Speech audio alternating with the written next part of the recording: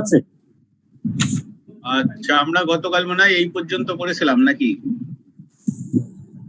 এই 50 নম্বর স্লাইড। আচ্ছা, আজকে এই 51 নম্বরে present value of an annuity. আচ্ছা, আমি আরেকটা জিনিস আপনাদেরকে একটু দেখাই। এই অন্য একটা বই আমি খুঁজছিলাম কিন্তু সেটা পেলাম না। এইটা এখন কি একটা বইয়ের পাতা দেখা যাচ্ছে? জি স্যার। আচ্ছা, এইটা হচ্ছে যে পুরানা যে আইসিএম এর কি বলে ওইটাকে, হ্যান্ডবুক মতো ছিল আর কি, যেটা ওইটা কি বলে ওইটা, এই ফিনান্সিয়াল ম্যাথমেটিক্স এর চ্যাপ্টারটা। তো এইটার ভিতরে আপনাদের কয়েকটা জিনিস একটু, এই যে যেমন ধরেন যে এই যে এখানে যেটা দেখতে পাচ্ছেন weekly, monthly, quarterly, half yearly যদি হয়, আপনাদেরকে যেটা শিখাইছি 100 আমি দিই নাই, সোজা শুধু আর লিখেছি।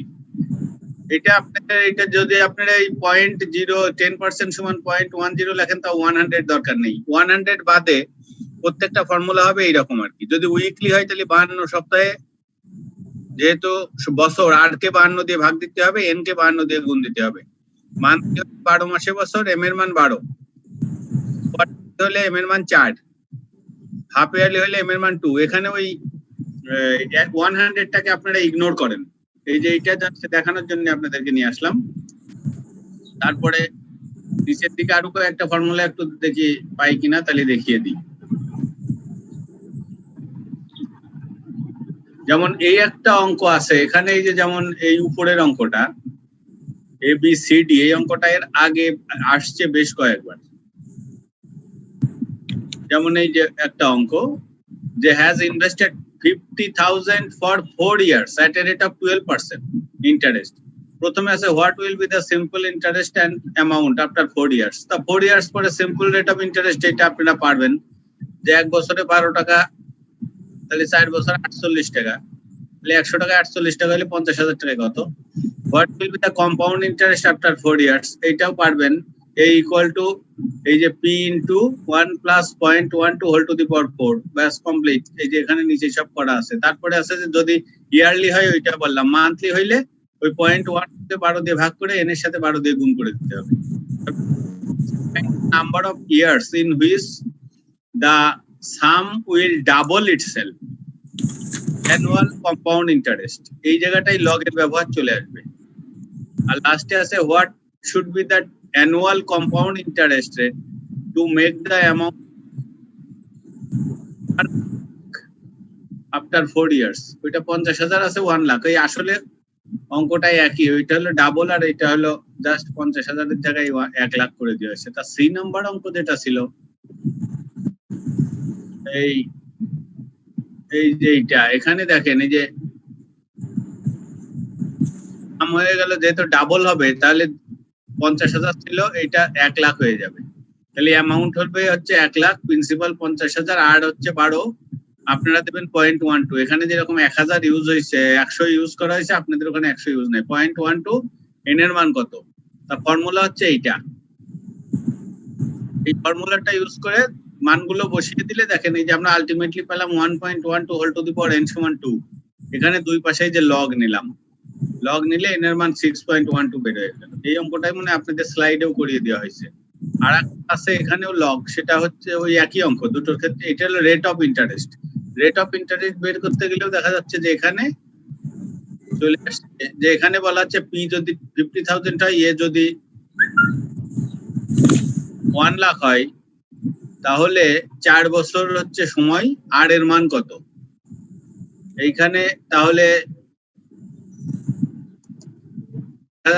এখানে আসার পরে আমাদেরকে এটা লগে না নিলেও অঙ্কটা হবে। যেমন এখানে লগে করা, লগে না নিলেও অঙ্কটা হবে 1 plus r to the power 4 equal to 2 to the power 1/4 হবে। এই 4টা যদি ওই পাশে চলে যায় তাহলে 1/4 পাওয়ার হয়ে যায়। তাহলে ওই অঙ্কটা হয়তো এত লম্বা হবে না। এখানে শুধু ডেপ্রিসিয়েশনে আপনাদের এই যে এই ফর্মুলাটা দিয়েছে, অ্যাকুমুলেটেড ডেপ্রিসিয়েশন সমান এই ফর্মুলাটা। ভ্যালু হচ্ছে যে, বা বুক ভ্যালু হচ্ছে যে এটা আপনাদেরকে শিখাইছিলাম যে a equal to p into 1 plus i whole to the power n, i বা r যেটাই বলেন, রেট অফ ডেপ্রিসিয়েশন।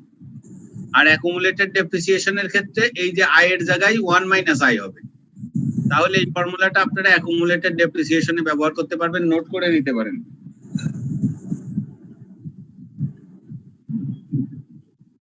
ঠিক আছে, অ্যাকুমুলেটেড ডেপ্রিসিয়েশনের ফর্মুলাটা লিখে রাখেন। আর এই যে ডেপ্রিসিয়েটেড ভ্যালু মানে বুক ভ্যালু, এই বুক ভ্যালুটা আগে আমি আপনাদেরকে দিয়ে দিয়েছিলাম, কিন্তু অ্যাকুমুলেটেড ডেপ্রিসিয়েশনের ফর্মুলাটা দেওয়া হয়নি, ওইটা এখান থেকে লিখে রাখতে পারেন, এটা পরীক্ষায় আসতে পারে। তাহলে এইভাবে এখানে আমি যেটা দিছিলাম উদাহরণ, আমি জানি না এটা কিনা, পুরানা বই যদি থাকে একটু দেখে নিতে পারেন এই চ্যাপ্টারটা। স্যার এই ডকুমেন্টসটা দেওয়ার কোনো সুযোগ নাই স্যার আমাদের? হ্যাঁ, এই ইয়েটা স্যার,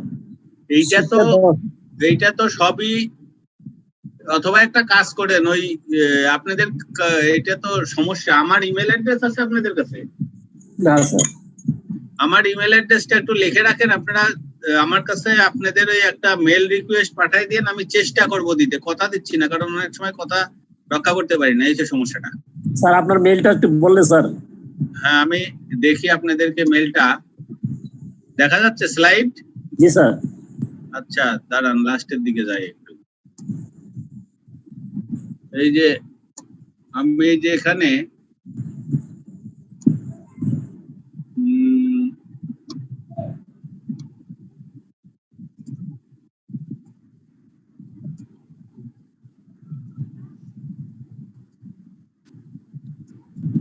এটা আমার ইমেল অ্যাড্রেস, এটা লিখে নেন।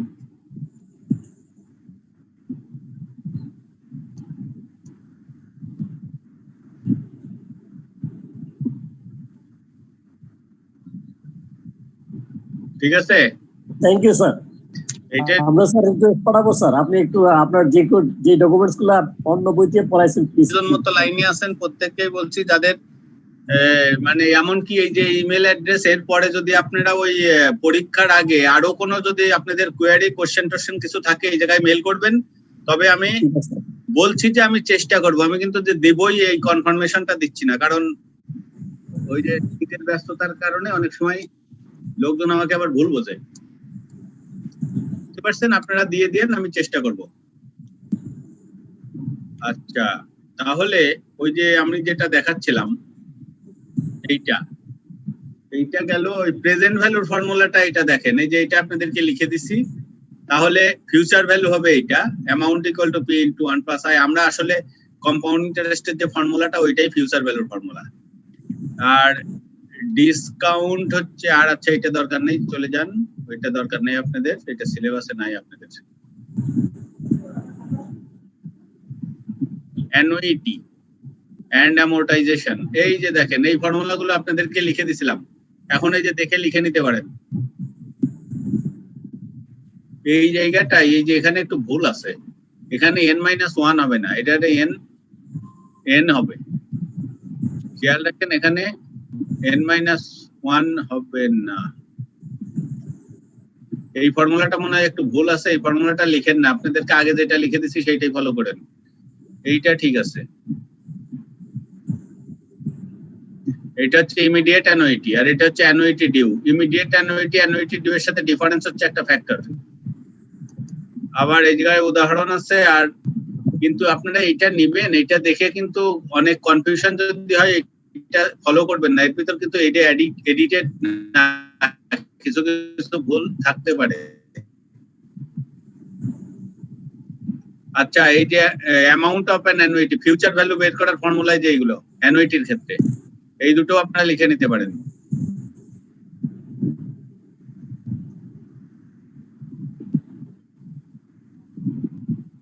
ঠিক আছে, ফিউচার ভ্যালু যদি ইমিডিয়েট অ্যানুইটি হয়, মানে একটা টাইম পর থেকে অ্যানুইটি শুরু হবে, আর অ্যানুইটি ডিউ মানে আজকেই শুরু হবে, এক্ষুনি, তখন এই ফর্মুলা। ফিউচার ভ্যালু হইলে পরে এই 1 plus r whole to the power আগে চলে আসে, কারণ ফিউচার ভ্যালু সবসময় বড় একটা কিছু আসে, আর ডিসকাউন্টেড ভ্যালু বা প্রেজেন্ট ভ্যালু ফিউচারে বেশি থাকে, সামনে এখন ছোট অ্যামাউন্ট চলে আসে, সেই জন্য নিচের দিকে যায়। তারপরে প্রেজেন্ট ভ্যালু অফ এ পারপেচুইটি, এই যে এটা v equal to p by r।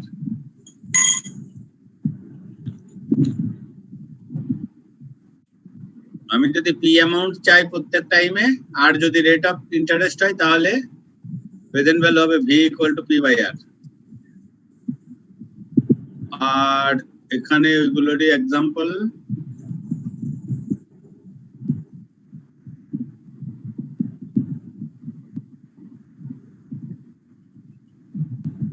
এখানে এক্সাম্পল আছে অনেকগুলো, আপনারা ওই দিক দিয়ে সুবিধা পাবেন। কিন্তু ওই যে একটা ফর্মুলা ভুল আছে, ওই ওর একটা এক্সাম্পলও ভুল আছে, একটু সাবধানে থাকবেন।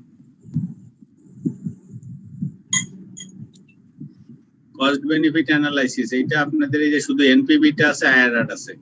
এই যে এনপিভির ফর্মুলা যে এইটা, তাই এটা তো আপনাদেরকে যেটা লিখে দিছি ওইটাই দেখেন।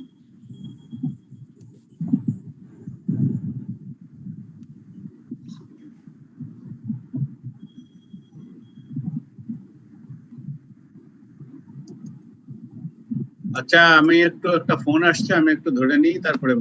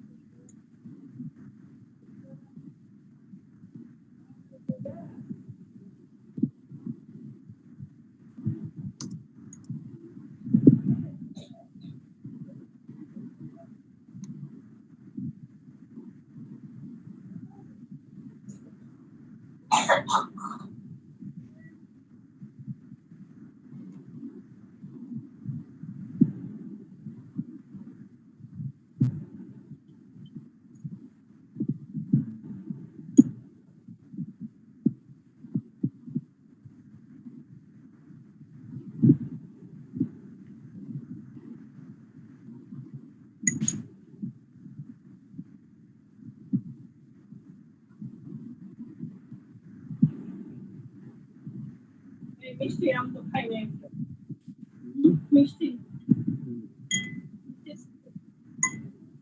বড় হ্যাঁ বড় বড় পার্টনার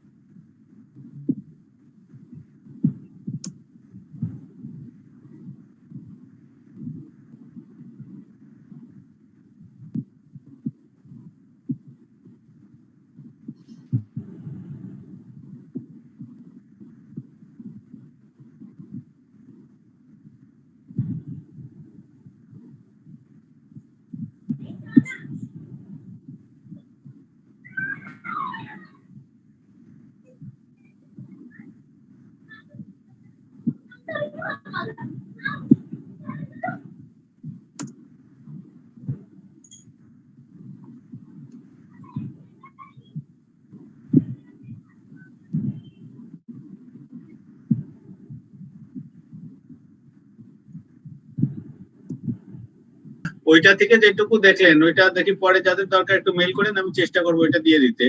এখানে দেখেন present value of an annuity, যেটা যে ওখানেও আছে, ওখানে আছে এম দিয়ে নাই, এম না দিয়েই আপনারা এটা লেখেন। তারপরে এম হচ্ছে অপশনাল, এটা যদি ইয়ারলি না হয়ে টাইমটাকে যদি ফ্রিকোয়েন্সি অফ কম্পাউন্ডিং অন্যরকম হয় ইয়ারলি বাদে, তাহলে এম এর ব্যবহার আছে। আর নাহলে এম বাদ দিয়ে আপনারা এই ফর্মুলা গুলো লেখেন। এই ফর্মুলা গুলো কিন্তু খুবই ইউজফুল এবং এর উপরে কিন্তু অঙ্ক আসে।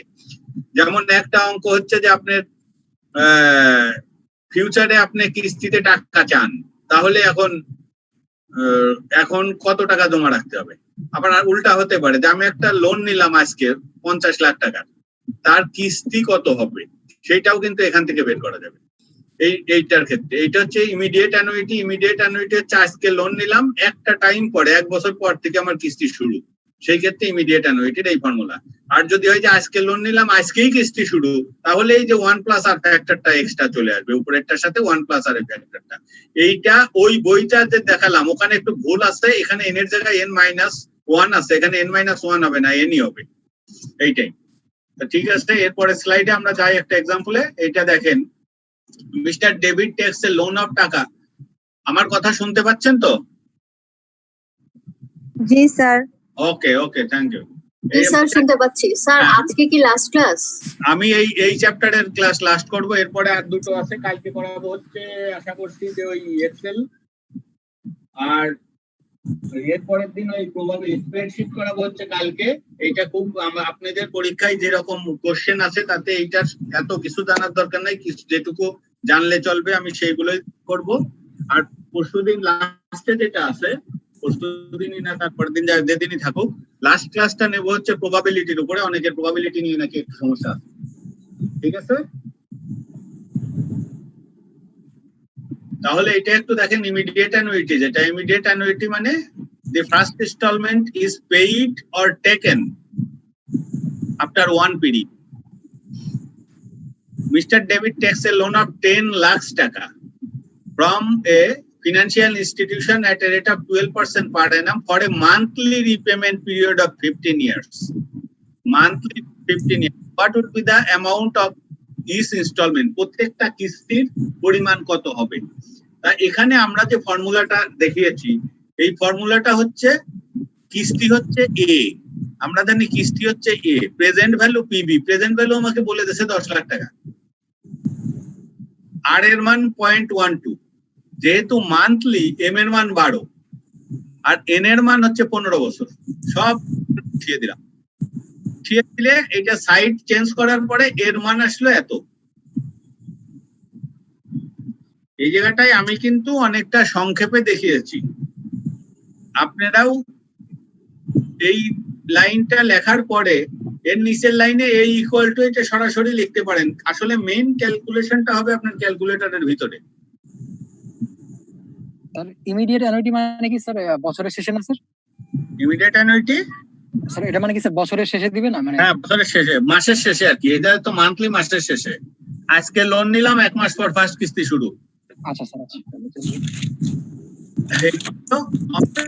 এই ধরনের অঙ্ক কিন্তু আসে প্রচুর, খেয়াল রাখেন। নেক্সট হচ্ছে এই ধরনেরই ওই অঙ্কটাই মনে হয় নাকি, এই মেশিন ওর 10 লাখ টাকা 12%, মান্থলি ইনস্টলমেন্ট 15 ইয়ার্স। হ্যাঁ, ওই অঙ্কটাই দেখেন। এইটার ক্ষেত্রে কিন্তু এক্সট্রা 1+r বা 1+r/m এক্সট্রা এই ফ্যাক্টরটা চলে আসছে। এইটা কি বলছে? Leasing company or 10 lakhs at a rate of 12% per annum for a monthly installment for 15 years by immediately depositing the first installment. Be careful about this word, immediately depositing. মানে আপনি আজকে loan নিলেন, আজকেই ফার্স্ট ইনস্টলমেন্ট দিতে হবে। আমার এটা কি অ্যানুইটি ডিউ? এটা অ্যানুইটি ডিউ। এই যে অ্যানুইটি ডিউ, এই অ্যানুইটি ডিউ এর ক্ষেত্রে ওরা করবে কি, এই কিস্তিটা বেড়ে বলবে যে এই টাকাটা আজকেই জমা দেন। আজকে ফার্স্ট কিস্তি শুরু হলে 1 মাস পরে সেকেন্ড কিস্তি। আর ইমিডিয়েট অ্যানুইটি যেটা, তার মানে ইমিডিয়েট টার্মটা থাকলেই কিন্তু আবার মনে করেন না যে এটা ইমিডিয়েট অ্যানুইটি। বি কেয়ারফুল, যেটা ডিপোজিটটা ইমিডিয়েটলি হবে সেটা কিন্তু এই অ্যানুইটি ডিউ হবে। আর যেটা আগের অঙ্কটা, যেটা মান্থলি ইনস্টলমেন্ট, এই যে what would be the monthly এত takes a loan of financial institution 15 years, এইটাই কিন্তু নরমালি ফলো করা হয়। এই যে ইমিডিয়েট অ্যানুইটি যেটা, এইটাই কিন্তু নরমালি ফলো করা হয়। আজকে লোন নিলাম, আমাকে রিপেমেন্ট শিটটা হাতে ধরিয়ে দিয়ে বলবে যে সামনের মাস থেকে আপনি এত তারিখের ভিতরে আপনি কিস্তি দেওয়া শুরু করবেন প্রত্যেক মাসে। স্যার হ্যাঁ, এই ক্যালকুলেশন গুলো স্যার অনেকে এখন যেটা করে, মানে ওই ক্যালকুলেটর দিয়ে, ফাইন্যান্সিয়াল ক্যালকুলেটর দিয়ে করে কাস্টমারকে ধরায় দেয়। হ্যাঁ হ্যাঁ হ্যাঁ হ্যাঁ, এভাবে স্যার আর ওই ক্যালকুলেশন করতে যায় না তারা। কিন্তু ক্যালকুলেশন আপনি ফিনান্সিয়াল অ্যানালিস্ট হিসাবে এর ভিতরের জিনিস কিন্তু আপনাকে জানতে হবে, জানতে হবে, হ্যাঁ। বুঝতে পারছেন? আর ফিনান্সিয়াল ক্যালকুলেটর চালাতে গেলে কিন্তু ওর কোন ডাটা কতটুকু কিভাবে ইনপুট দিতে হবে সেটাও কিন্তু এই ফর্মুলার সাথে সম্পর্কিত। হ্যাঁ, ওখানে বলা আছে এন এর মান এত, আর এর মান এত, পি এর মান এত, বের হয়ে গেল এম এর মান এত, আপনি এক টিপ মারলেন বের হয়ে গেল যে ইনস্টলমেন্ট কত। এইটা হলো একটা। আর নাম্বার 2 হচ্ছে ফিনান্সিয়াল ক্যালকুলেটর খুব সম্ভবত আপনাদেরকে ইউজ করতে দিবে না, না তা দিবে না স্যার। বুঝতে পারছেন? এইটা কিন্তু আরো উপর লেভেলে। ওই আপনি ওই যে যেমন এই যে অ্যাকচুয়ারিয়াল সায়েন্সে যান, মাস্টার্স করতে যান ফিনান্সে, তারা কিন্তু দেবে, কিন্তু অনার্স লেভেলে দেবে কিনা আমার সন্দেহ আছে। কারণ এই লেভেলগুলোতে আপনাকে কিন্তু এই ফর্মুলা দিয়েই শিখাইতে হবে এবং শিখতে হবে, তাহলে আপনার বেসিকটা বোঝা হয়ে গেল যে জিনিসটা কি। ঠিক আছে? ঠিক আছে, এটা দেখে অনেক সময় ফিনান্সিয়াল ক্যালকুলেটর আপনি ইউজ করবেন কিন্তু হয়তো কেউ বুঝতে পারবে না। আচ্ছা, আবার আমার একটু উপর লেভেলের এক কর্মকর্তা ফোন দিয়েছে, ওই জন্যই না ধরে পারছি না আমি। আবার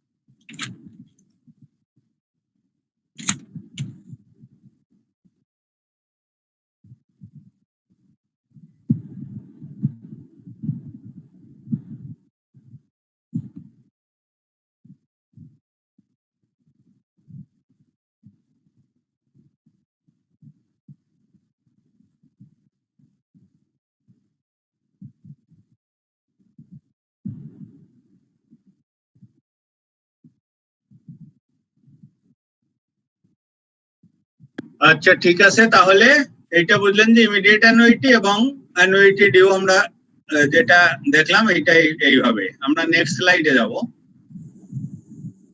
এখানেও একটা অঙ্ক, an investor is considering 2 annuities.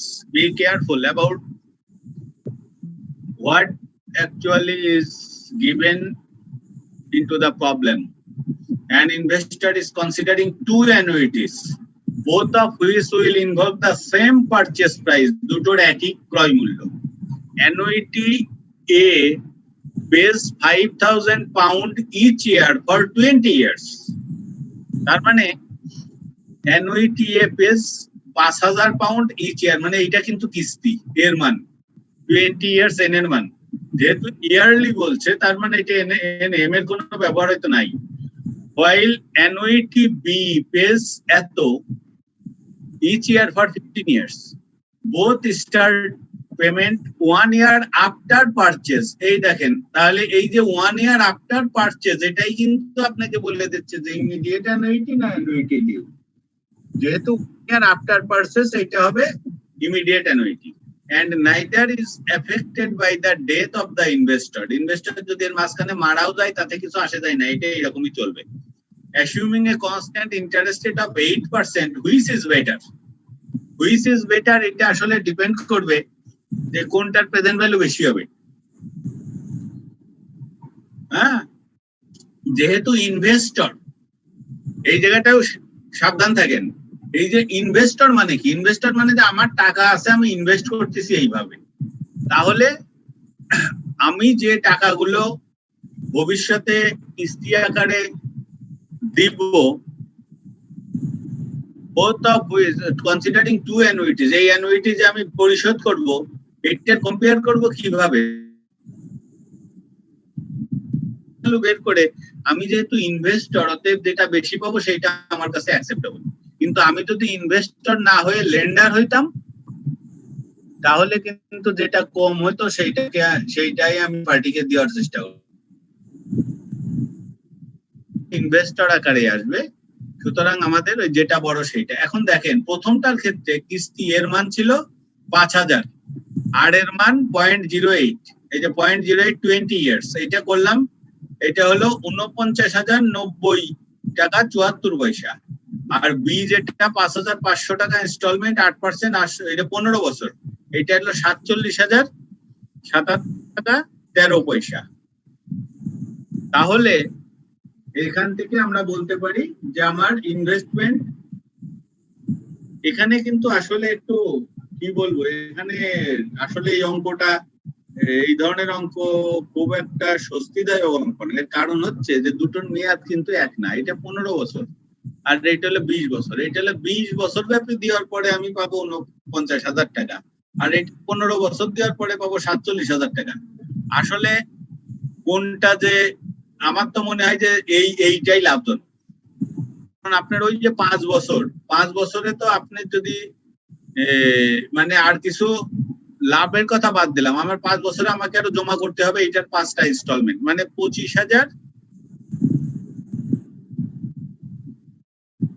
হ্যাঁ, কিন্তু এটা তো আমার মনে হচ্ছে অঙ্কটা গোলমাল আছে। তবে এটা প্রেজেন্ট ভ্যালু, তো প্রেজেন্ট ভ্যালু এটা যদি 15 বছর না হয়ে 20 বছর হতো তাহলে আসলে কম্পারিজনটা ঠিক হতো। হ্যাঁ, এই জায়গাটায় আপনারা শুধু ক্যালকুলেশনটা দেখে রাখেন, কিন্তু এই অঙ্ক এটা আমাকে বলছে অ্যাসিউমিং a constant interest rate 8% which is better. আসলে এটা কোনটা বেটার আমি মনে করি এটা বলাটা উচিত না আর কি, কারণ এটা দুটোর মেয়াদ দুই রকম। এই জন্য অঙ্কর শুধু ক্যালকুলেশনের টেকনিকটা, যে এই ধরনের প্রশ্ন এই যে আফটার 1 ইয়ার এটা থাকলে কোন ফর্মুলা ব্যবহার করব, কিভাবে সেট করব, এইটুকুই জেনে রাখেন। কোনটা বেটার এখানে আমি কোনো কমেন্টস করছি না, আপনাদেরও এই অঙ্ক দিবে না। এইটা দেখেন এবার, an investment is due to give payoffs with an NPV calculated at 20,000 pound and an assumed constant interest rate of 6% per annum. What annuity lasting for 10 years is equivalent to the investment? In that it has the same NPV. এই জায়গাটাই আসলে যাই বলুক না কেন পরিষ্কার কথা, এটা হচ্ছে ইনস্টলমেন্ট আপনার কাছে চাচ্ছে যে আমি 20,000 টাকায় যে an investment is due to give payoffs with an NPV net present value, মানে এই প্রেজেন্ট ভ্যালু আর কি, পিভি ধরেন 20,000, এটা এখানে 6% রেট অফ ইন্টারেস্ট আর 10 হচ্ছে নাম্বার অফ ইয়ার্স। এই ফর্মুলায় সেট করে দেবেন, এই যে অ্যানুইটি আসবে, এটা ইকুইভ্যালেন্ট অ্যানুইটি আসবে, এই যে 2717 টাকা 36 পয়সা এর মান বের হয়ে যাবে। আমরা কিন্তু আপনারা যে পরীক্ষা দেবেন এই জায়গায় কিন্তু সামান্য ক্যালকুলেশন আমরা দেখতে চাই, এইটা খেয়াল রাখবেন। এই অঙ্কটার ক্ষেত্রে আপনি লিখতে পারেন যে 20,000, এর পরের লাইনটা 20,000 ইকুয়াল টু, এই ক্যালকুলেশনটা করেন, করে তাকে এইটাতে ভাগ দিয়ে লেখেন যে a ইনটু সেইটা, অতএব a ইকুয়াল টু এই 20,000 ডিভাইডেড বাই সেইটা সমান এইটা বের হয়ে যাবে। আমরা কিন্তু এই ধরনের একটু ক্যালকুলেশন দেখতে চাই এই লেভেলে, বিশেষ করে ওই যে এইটা সেট করে লিখে দেবেন যে এত টাকা, আর একজন ডিটেলটা দিল, অতএব তখন কিন্তু একটা ডিফারেন্সিয়েশনের বিষয় চলে আসে। যদিও আমি জানি যে অনেকেই এটা সরাসরি ক্যালকুলেটরে এত লিখে দিতে পারবেন, একটু চেষ্টা করেন যে অন্তত মাঝখানে আর একটা লাইন দিয়ে দেওয়া যায় কিনা, সেইভাবে চেষ্টা করেন। এরপরে আসেন এখানে আর একটা অঙ্ক, an annuity pays 12,000 at the end of each year, and the end of each year, এটা খেয়াল, and the end মানে হচ্ছে immediate annuity ফর্মুলাতে যায়, until death of the purchaser, death পর্যন্ত, assuming a rate of interest of 6%, what is the PV of the annuity if the purchaser lives for 10 years, 20 years? In order to both methods, use the tables and the formula. এখানে টেবিলও ব্যবহার করতে বলছে, ফর্মুলাও ব্যবহার করতে বলছে। আমি শুধু ফর্মুলাটাই দিছি, টেবিলটা আপনারা দেখে নিন। যে টেবিলের ভিতরে কিছুই না, এই যে 1/1 plus r whole to the power n, এইটাই হচ্ছে আমার প্রেজেন্ট ভ্যালু ফ্যাক্টর। এইটা টেবিল থেকে নিয়ে এখানে বসিয়ে দিলে পরে হয়ে যাবে। তার মানে এই আপনারা ফর্মুলাটা দিয়ে দেখেন যে যদি সে তার মৃত্যু পর্যন্ত 12,000 টাকা করে পরিশোধ করে, এখন সে যদি 10 বছর বাঁচে তাহলে কত হবে প্রেজেন্ট ভ্যালু, সে যদি 20 বছর বাঁচে তাহলে কত হবে প্রেজেন্ট ভ্যালু। এই আসলে হয় কি যে এই যে প্রেজেন্ট ভ্যালুটা বের করলাম, এটার মানেটা কি? এইটার মানেটা হচ্ছে যে এই যে 88,321 টাকা 5 পয়সা আমি ব্যাংকে যেয়ে বললাম যে 6% রেট অফ ইন্টারেস্ট আমি আজকে কত টাকা জমা দিলে আমাকে প্রতি বছরে 12,000 টাকা করে দিবেন আমাকে। তখন হয়তো ক্যালকুলেশন করে ম্যানেজার সাহেব আমাকে বললো আপনাকে এত টাকা জমা দিতে হবে, তাহলে প্রতি বছর আমি আপনাকে 12,000 টাকা করে দেবো আপ টু 10 ইয়ার্স। আর আমি 20 বছর বাঁচি তাহলে পরে আমাকে এত টাকা জমা দিতে হবে 12,000 টাকা করে, তাহলে আপ টু 20 ইয়ার্স। তাহলে দেখেন ওটা যে কিভাবে আসলে এই অঙ্কগুলো ব্যবহার করা হয়। এইটাই হচ্ছে যে দুটো, যদি 10 ইয়ার্স হয় তাহলে প্রেজেন্ট ভ্যালু হচ্ছে এটা, যদি 20 ইয়ার্স হয় তাহলে এটা। এইটাই হচ্ছে অ্যান্সার চাচ্ছে আপনার কাছে। এরপরে আসেন আমরা যাচ্ছি পারপেচুইটিতে। পারপেচুইটি বললাম এই যে পিভি অফ এ পারপেচুইটি C/4, আপনাদের ওই বইতে দেখালাম, ওখানে মনে আছে P/R, এখানে আছে C/R। C is the perpetual cash flow. যেমন এই যে এখানে আছে if an investment offers a perpetual cash flow of 50,000 every year, যদি প্রত্যেক বছর 50,000 টাকা করে আমাকে দেয় তাহলে আমাকে কত টাকা জমা করতে হবে? সারা জীবন আমাকে দেবে 8% ইন্টারেস্টে দিতেই থাকবে আমাকে এটা। তখন হচ্ছে যে 6,25,000 টাকা আমাকে আজকে জমা দিতে হবে। এবং মেয়াদ যখন এটা সারা জীবন মানে কি, আমি যখন মারা যাব তখন এই টাকাটাই থেকে যাবে, ওইটা আমার ওয়ারিশ পাবে। বুঝতে পারছেন? এইটাই হচ্ছে সিস্টেম, যে এই যে 6,25,000 টাকা জমা দেবো, আমাকে প্রত্যেক বছর 50,000 টাকা করে দেবে যতদিন বেঁচে থাকবো। যেই মারা যাব তখন আমার ওয়ারিশ এই আসল টাকাটা পেয়ে যাবে, 6,25,000 টাকা। এইটাই হচ্ছে পারপেচুইটি, যে আমি যদি একজন রিটায়ার্ড লোক, একজন বৃদ্ধ লোক, তার জীবদ্দশায়ও সে একটা ফিনান্সিয়াল সাপোর্ট পেয়ে যাচ্ছে, তার কোনো দুশ্চিন্তা থাকে না। আবার সে মারা গেলেও ওই আসল টাকাটা তার যারা উত্তরাধিকার আছে বা নমিনি আছে তারা পেয়ে যাবে। এইটুকু হলো পারপেচুইটি। এরপরে আসেন লোন এন্ড মর্টগেজের বিষয়টা। এইটা আমি এখানে যাচ্ছি না, এই আলোচনায় যাচ্ছি না। আলোচনায় না গিয়ে আমি সরাসরি এক্সাম্পলে গেলে আপনারা ভালো, ওই ফর্মুলায় ওই যেটা বললাম লোন মর্টগেজ, এইটাও ফিউচার ভ্যালু, প্রেজেন্ট ভ্যালু, এইসব নিয়ে কারবার। তাহলে এখানে যদি যাই একটু দেখেন সেম ফর্মুলা কিন্তু। সুতরাং আপনাকে ওইটার জন্য অত থিওরিটিক্যাল আলাদা কিছু দেখার দরকার নেই। প্রথমে এ নাম্বারটা দেখেন, A 30,000 pound mortgage is taken out of a property at a rate of mortgage মানে হচ্ছে যে আমি লোন নিয়ে বাড়িটারি কিছু একটা করছি আর রেট অফ 12% ওভার 25 ইয়ার্স। আমি একটা লোন নিলাম একটা বাড়ি করার জন্য বা একটা ফ্ল্যাট করার জন্য 30,000 পাউন্ড, 12% ইন্টারেস্ট 25 বছর মেয়াদি আমাকে শোধ করতে হবে। বস বাৎসরিক, এখানে বলছে মান্থলি, গ্রস মান্থলি রিপেমেন্ট।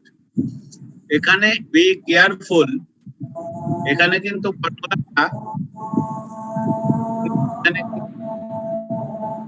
বার্ষিক করা আছে 25 বছর।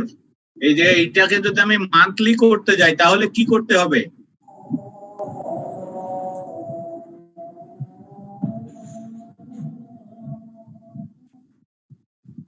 বারো দিয়ে ভাগ করতে হবে, এই আর কে 12 দিয়ে ভাগ করতে হবে, আর 12 দিয়ে গুণ করতে হবে।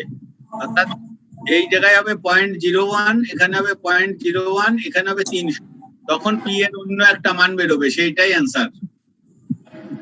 What will be the gross monthly repayment? এই জায়গাটাই কিন্তু একটু ভুল আছে, আপনারা খেয়াল করেন। আমি পরে এটা সংশোধন করে নেব যদি খেয়াল থাকে। আর পরেরটা কি বলছে? After 2 years of the mortgage the interest rate increases to 14%। এই জায়গাটাই একটা জিনিস দেখেন, এই অঙ্কগুলো কিন্তু আইসিএমএ তে ওই আপনাদের ওই বইতে আছে যে ইন্টারেস্ট রেট চেঞ্জ হয়, মানে ফিক্সড ইন্টারেস্ট রেট না। তখন আপনি কি করবেন এইটা একটু দেখেন। 25 বছরের লোন নিলাম, 2 বছর যাওয়ার পর আমারে বললো যে ইন্টারেস্ট রেট আসলে 12 না, এটা 14% হবে। তাহলে আমাকে কি হবে? তাহলে 2 বছর পরে সিনারিও চেঞ্জ হচ্ছে কি 2 বছরে। আর এইটা আপনি মান্থলি চিন্তা করেন না, এটাকে আপনি এখন আপাতত ইয়ারলি ধরেন। তাহলে এই পুরো অঙ্কটাই ইয়ারলি করা আছে, আমি এটাকে ইয়ারলি করে দিই, নাহলে আপনাদের বুঝতে সমস্যা হবে। এটা ইয়ারলি থাকবে। আচ্ছা ইয়ারলি, তাহলে 2 বছর পরে আপনাদের, আচ্ছা এইটা একটু উপরে উঠিয়ে দিই।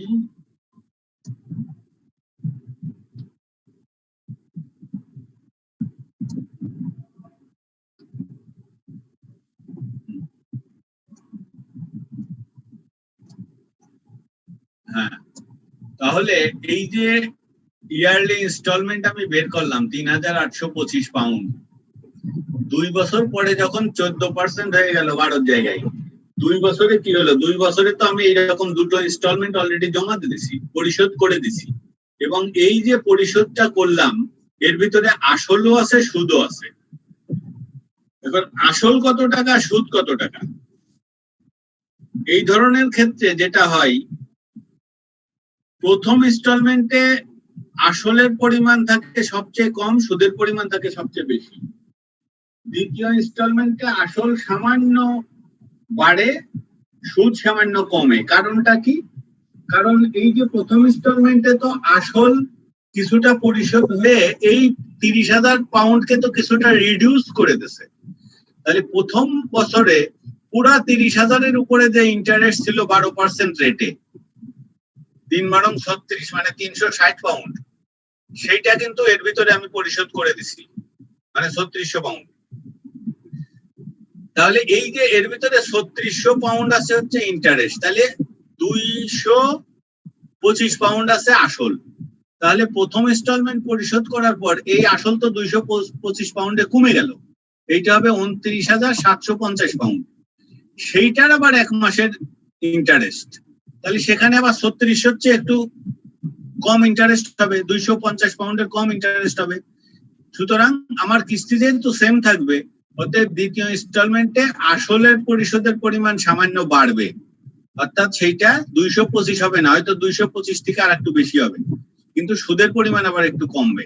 এই দুটো ক্যালকুলেশন করার পরে তারপরে আপনি আবার এই ফর্মুলা ব্যবহার করবেন 14% ইন্টারেস্ট নিয়ে, কিন্তু টাইম হবে 23 বছর, যেহেতু 2 বছর চলে গেছে। বোঝা যায় যেটা বলছি? জি স্যার। তাহলে আমি প্রথমে ইয়ারলি ইনস্টলমেন্ট বের করলাম এত, তারপরে বলছে after 2 years the mortgage the interest rate increases to 14%, recalculate the repayment figure। তাহলে বাকি 23 বছরের জন্য রিভাইজড ইনস্টলমেন্ট কত হবে? এখানে দেখেন ক্যালকুলেশনটা কিভাবে করলো, যেটা আমি মুখে বললাম। ফার্স্ট ইয়ারে ইন্টারেস্ট হচ্ছে 30,000 সম্পূর্ণ টাকার উপরে, 12% হারে 3600 টাকা। তাহলে 3600 টাকা যদি ইন্টারেস্ট হয়, তাহলে আমি ইনস্টলমেন্ট দিলাম 3825 টাকা। তাহলে এই 3825 টাকা থেকে ইন্টারেস্ট, তাহলে 330,000 ছিল, তার থেকে মাত্র 225 আসল পরিশোধ হলো, মাইনাস 225, এর উপরে আবার 12% এক বছরের জন্য। সেই ক্ষেত্রে ইন্টারেস্ট হলো আবার 3573 টাকা। কিন্তু আমি কিস্তি কিন্তু 3825 টাকায় দিছি, দ্বিতীয় কিস্তিটা, সেক্ষেত্রে আবার ইন্টারেস্ট হয়ে গেল 3573 টাকা। তাহলে পরে 3825 থেকে 3573 ইন্টারেস্ট বাদ দিলে 252 টাকা অ্যাডজাস্ট হলো আসল। তাহলে আসল আগে ছিল হচ্ছে 30,000 মাইনাস 225, এখন আরো 252 বিয়োগ হয়ে যাবে। বিয়োগ হয়ে যেটা থাকবে ওইটা হচ্ছে বাকি 25 বছরের। এই যে দেখেন, তাহলে প্রথম বছরে আসল শোধ হয়েছে 225, দ্বিতীয় বছরে 252, তাহলে 2 বছরে মোট আসল তাহলে পরিশোধ হওয়ার পরে থাকলো হচ্ছে এই 29,523 পাউন্ড। এইটা এখন 23 বছরে চলবে, কিন্তু এখানে ফার্স্ট আমার বাধাপ্রাপ্ত হইলাম কেন? আমাকে বলে দিল যে ইন্টারেস্ট রেট এখন আর 12 হবে না, এটা 14। তাহলে ওই ফর্মুলাটা আবার আমি বসালাম। আমার এখন প্রিন্সিপাল হচ্ছে 523, কিস্তিটা বের করতে হবে 14% ইন্টারেস্ট, টাইম হচ্ছে 23 বছর। এইটা করলে দেখুন এখন এই যে এখন কিন্তু কিস্তি আবার বেড়ে গেল 4,346 টাকা 70 পয়সা। তার মানে আগে ছিল আমার কিস্তি 3825, ইন্টারেস্ট রেট বেড়ে যাওয়াতে আমার হয়ে গেল 4346 টাকা মতো। ঠিক আছে, মান্থলি ইনস্টলমেন্টটা এখানে করে দেওয়া আছে। আর এইটারই যদি মান্থলি ইনস্টলমেন্ট করি তাহলে ফর্মুলা এই যে 12 দিয়ে ভাগ করে, তখন মান্থলি ইনস্টলমেন্ট হবে 359.05। আর আপনাদের এইটা যদি হয় যে ইয়ারলি জায়গায় যদি মান্থলি দেওয়া থাকে, তখন কিন্তু এইটাও মান্থলি বের করতে হবে। মান্থলি বের করলে এখানে একটু কেয়ারফুল হইতে হবে যে 30,000 টাকার 1 মাসের ইন্টারেস্ট কত। তাহলে 30,000 into 12 divided by 12, 12% divided by 12 অর্থাৎ 3600 divided by 12 equal to 300 pound হবে কিন্তু। তাহলে ওই মান্থলি ইনস্টলমেন্ট থেকে 300 পাউন্ড বাদ দিলে বাকি যে সামান্য একটু থাকবে সেটাই হবে কিন্তু প্রিন্সিপাল, এইটা থেকে বাদ যাবে ব্যালেন্স। এই জায়গাটাই একটু কেয়ারফুল হয়ে এই অঙ্কটা আপনারা করবেন। পরীক্ষা যেহেতু মনে হচ্ছে যে দেরি আছে, তারপরেও যদি কারোর সমস্যা হয় তাহলে আমাকে মেল করে জানাই দিবেন, তারপর আমি দেখবো যে করে আপনাদেরকে পৌঁছানো যায় কিনা স্লাইডটা। হ্যাঁ একটু লিখে নেবো স্যার। হ্যাঁ লিখে নেওয়ার সুযোগ হবে স্যার? কোনটা? নিচেরটা, লাস্ট স্টেপ। এইটা? জি স্যার এটা। এই নিচেরটা? জি স্যার। নিচেরটা কিন্তু শুধু এই যে বি নাম্বারের অ্যান্সার, এ নাম্বারে কিন্তু আমি ইয়ারলি করে দিচ্ছি। হ্যাঁ, এতে কিন্তু মান্থলি করি নাই। ওইটাই আমি বলছি যে ওইটাও মান্থলি বের করা লাগতে পারে। আপনি এটা লিখতে চান লিখে নেন।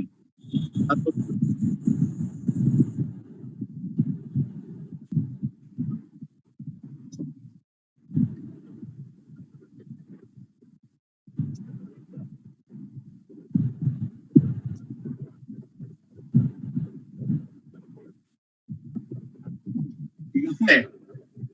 জি স্যার। আচ্ছা, এখন আমরা আরেকটা এক্সাম্পলে যাই। এইটা আবার একটু ওইটা ইন্টারেস্ট রেট চেঞ্জেরই অঙ্ক। এটা 8% ছিল, এটা কমে 7.5% হয়ে গেল। তবে এই অঙ্কটা আসলে আপনাদের বইতে নাই, কিন্তু এইটা আমি দিছি, খুব সম্ভবত বইতে নাই, আবার আমি জানি না, আবার আমার বলা তো ভুল হইতে পারে। এখানে হচ্ছে যে 5 বছর পরে বইতে আছে এটা। আছে? আচ্ছা ভালো, তাহলে দেখেন এই অঙ্কটা। আন্ডারস্ট্যান্ডিং 22। আচ্ছা আচ্ছা ঠিক আছে, থ্যাংক ইউ। আন্ডারস্ট্যান্ডিং 22 না? জি স্যার। আচ্ছা 22, হ্যাঁ 22, ওকে। তাহলে এটা এখানে বলছে যে a property is mortgaged over 20 years, rate of 8% per annum। তার মানে আমি নিলাম 20 বছর মর্টগেজ নিলাম 70,000 পাউন্ড 8% ইন্টারেস্টে। প্রথমে বলছে যে what are the annual repayment, এই পর্যন্ত একটা অঙ্ক, সেইটার অ্যান্সার হচ্ছে এই যে এই লাইনটা, আপনাদের পরিচিত লাইন, যে p equal to 7।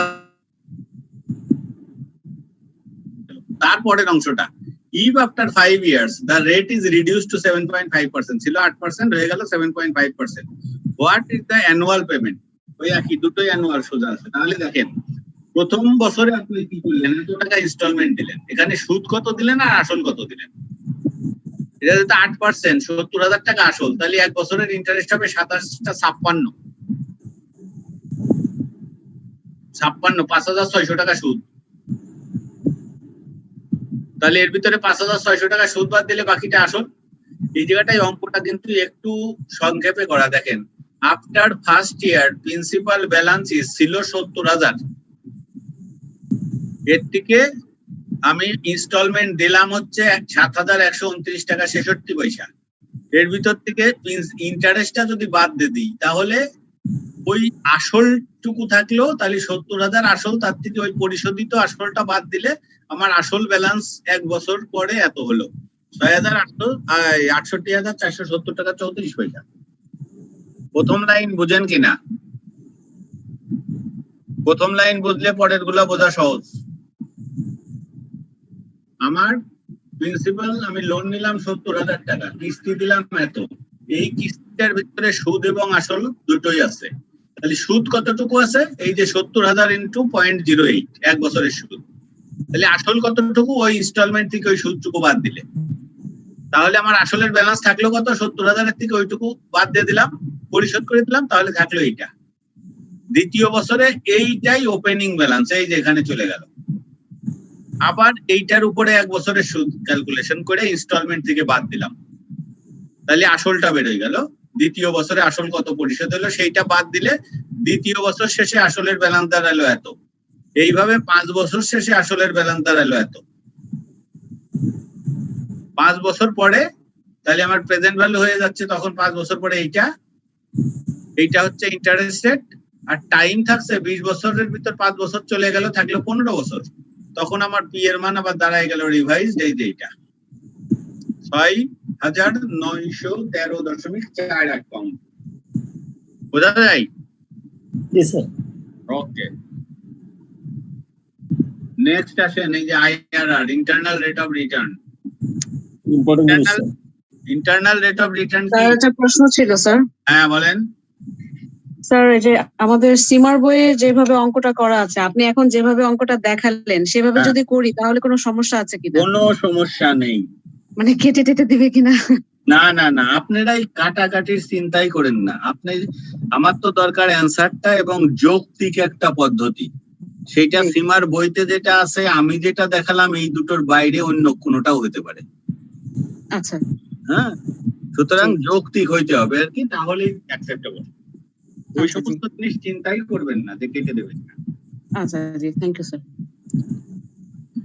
Internal rate of হচ্ছে, দেখেন, the internal rate of return can be defined as that rate which equates the present value of cash inflows with the present value of cash outflows. এইটা হচ্ছে একটা আসলে কি বলবো, ওই একটা প্রজেক্টের ক্যাশ ফ্লো মানে cash outflow, cash inflow. Outflow হচ্ছে যে প্রথমে প্রজেক্টটা করতে দেয় যে সমস্ত খরচ হয়, সেইটা হচ্ছে ক্যাশ আউটফ্লো, এটা হচ্ছে নেগেটিভ ক্যাশ ফ্লো। আর ইনফ্লো হচ্ছে যে যেটা আমার ফেভারিট, তারপরে আই হতে থাকে বছর বছর, এটা হচ্ছে ক্যাশ ইনফ্লো, এটা আমার ফেভারিট পজিটিভ ক্যাশ ফ্লো। এই যেহেতু পজিটিভ ক্যাশ ফ্লো গুলো এক টাইমে ঘটে না, ঘটে হচ্ছে যে অনেক টাইম নিয়ে, যেমন 5 বছর হতে পারে, 10 বছর হতে পারে, এমনকি 50 বছরও হতে পারে। তাহলে ওই 50 বছরে তো আমি বহু ক্যাশ ফ্লো আমার আসবে, কিন্তু খরচ হবে হয়তো, আমি ধরে নিচ্ছি যে অন্যান্য সামনের বছরগুলোতে আমার নেট ক্যাশ ফ্লো পজিটিভ হবে, খরচ টুকটাক বাদ দিয়ে প্রথমেই আমার বড় ইনভেস্টমেন্টটা হয়ে যাবে। তাহলে প্রেজেন্ট ভ্যালু আমি কিভাবে বের করবো, এনপিভি কিভাবে বের করবো? তা আইআরআর হচ্ছে সেই রেট, আইআরআর হচ্ছে the minimum rate which is required to me, বা আমি যদি প্রজেক্ট লঞ্চ করি তা আমার কাছে এস্টিমেট করতে হবে যে এই প্রজেক্ট আমাকে মিনিমাম কি রেটটা দেবে। মিনিমাম রেট কোনটা, যেটা জাস্ট আমার খরচটাকে উঠায় নিয়ে আসবে। আর চেয়ে যদি আমি বেশি পাই তাহলে সেইটাই হচ্ছে আমার আরো এনকারেজিং একটা বিষয় আসবে। অন্য ভাষায় বলা যায়, এই যে যেটা লাস্ট লাইন আছে, in other words the discount rate that makes the net present value of an investment zero is IRR. তার মানে NPV জিরো হওয়া মানে কি, মানে আমার present value of cash inflow minus initial cash outflow equal to zero হবে। অর্থাৎ present value of cash inflow minus present value of cash outflow সমান। তখন আর এর যে মানটা, সেইটাকেই বলা হচ্ছে internal rate of return. Internal rate of রিটার্নের ক্ষেত্রে আমরা দেখি একটা এক্সাম্পল, খুব সিম্পল এক্সাম্পল। ইফ টাকা 1000 with a return after 5 years by investing 500 now, মানে এটা হচ্ছে C0, এখন ইনভেস্ট করতেছি আর 5 বছর পরে পাবো 1000 টাকা। তাহলে ইন্টারনাল রেট অফ রিটার্ন কত? দেখেন, একটাই 5 বছর পরে, তাহলে তার প্রেজেন্ট ভ্যালু কত? তাহলে 1000 divided by 1 plus r whole to the power n মানে 5 ইকুয়াল কত হইতে হবে? আইআরআর বলছে কি? আইআরআর বলছে যে এই যে present value of cash inflow, এইটা ক্যাশ আউটফ্লো সমান হতে হবে। এই থেকে ক্যালকুলেশন করে আর এর মান পেলাম 14.87%। এইটাই হচ্ছে আমার ইন্টারনাল রেট অফ রিটার্ন। খুব সিম্পল একটা এক্সাম্পল। স্যার আমার এলপিভি জিরো হওয়ার জন্য যে ডিসকাউন্ট রেটটা থাকবে স্যার সেটাই হ্যাঁ, এইটাই আইআরআর। এখন আমরা দেখি এই যে আইআরআর আসলে আমরা যেটা বললাম, এইটা ওই যে ওখানে তো এখানে সিম্পল অঙ্ক করলাম, কারণ আর এর মান 1 ভিতরে 1 প্লাস আর ইকুয়াল টু, তো আর এর মান খুব সহজে বের করলাম। কিন্তু যদি এই যে এই জায়গাটায় 1 plus r whole to the power 5, এর আগে যদি আরেকটা থাকতো something by 1 plus r whole to the power 4, তার আগে যদি আরেকটা থাকতো something by 1 plus r whole to the power 3, এইরকম যদি সিরিজ থাকতো, তাহলে আর এর ম্যাক্সিমাম পাওয়ার আসতো 5, তারপরে তার ছোটটা আসতো আর টু দি পাওয়ার 4, তার ছোটটা আর টু দি পাওয়ার 3, এইভাবে আর এর সব কয়টা মানই থাকতো। এইগুলো জটিল একটা ইকুয়েশন হয়েছে, তো যেটা আর এর মান বের করা খুব টাফ।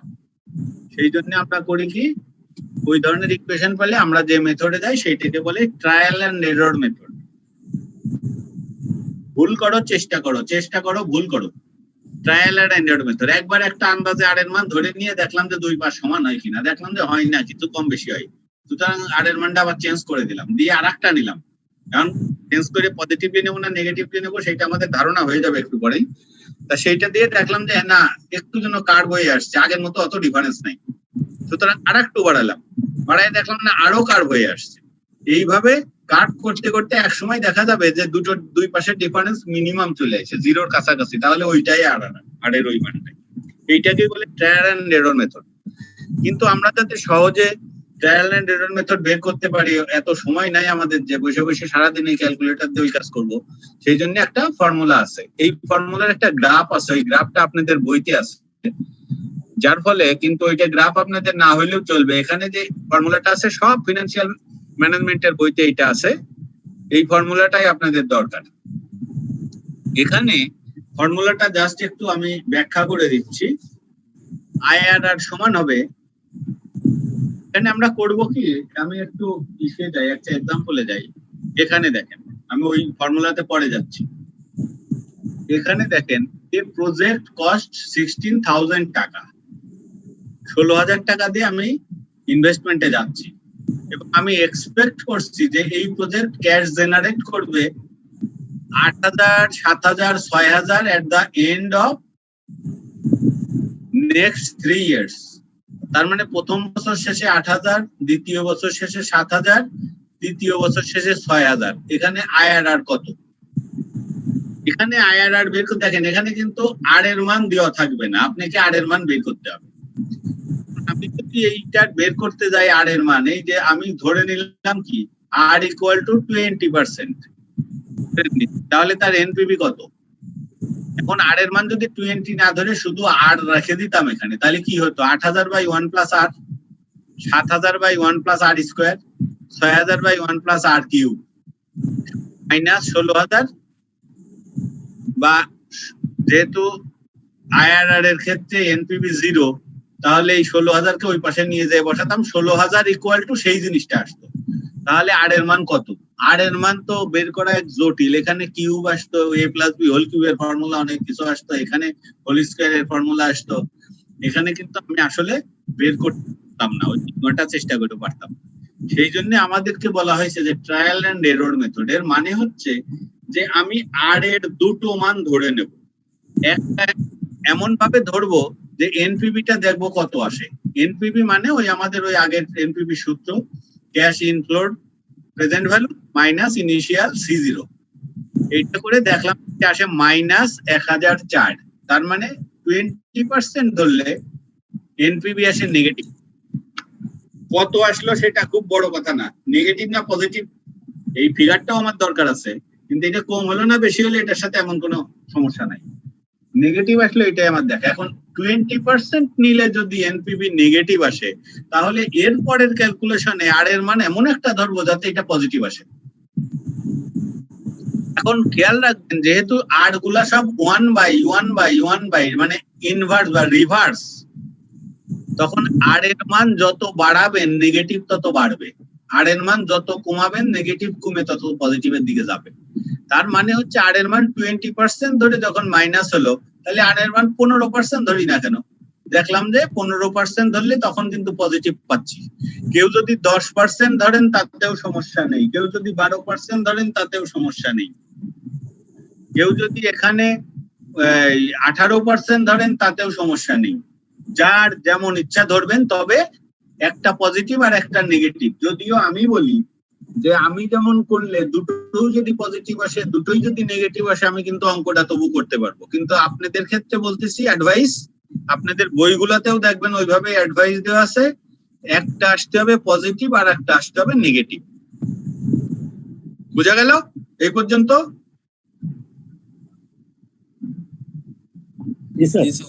তাহলে দেখেন এই যে এনপিভি, এইটা আসলো নেগেটিভ 1,004, এইটা ডিসকাউন্টেড কত ধরলাম 20%, তাহলে এইটা হচ্ছে হায়ার ডিসকাউন্টেড যেহেতু এটা বড়, আর এইটা হলো 15%, এইটা হলো লোয়ার ডিসকাউন্টেড তার করেসপন্ডিং এনপিভি হলো পজিটিভ 200।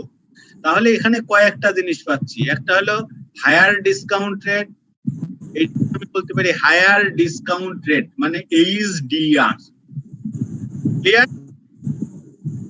এইচডিআর মানে হচ্ছে higher discount rate, LDR lower discount rate, NPV এত NPV of higher HDR, NPV of HDR, NPV of LDR, তাই তো, লোয়ার ডিসকাউন্ট রেট। তাহলে বুঝতে পারলাম যে এইচডিআর এলডিআর এগুলো কি জিনিস, সেইটাই আমার আগের স্লাইডে আছে।